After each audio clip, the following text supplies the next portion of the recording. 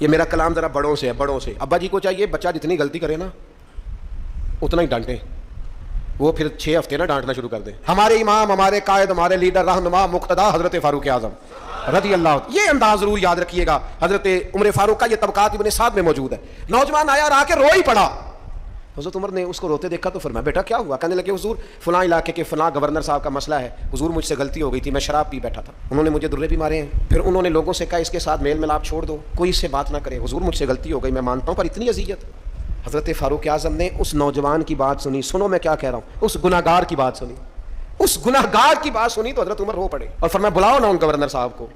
وہ بھی بڑے سمجھدار باوقار بڑے آدمی تھے، بلایا اور بلا کے فرمایا آپ کا اس جرم پر غصہ بالکل ٹھیک، لیکن آپ کو کس نے اجازت دی کہ آپ اسے اتنی تکلیف دیں؟ آپ نے کوڑے مار لیے جو سزا بنتی تھی، اور پھر آپ نے کیوں کر کے لوگوں سے کہا اس سے ملنا جلنا چھوڑ دیں؟ فرمایا اب میں آپ کو حکمن کہتا ہوں اگر آج کے بعد آپ نے کوئی ایسا کام کیا تو میں آپ کو سزا دوں گا۔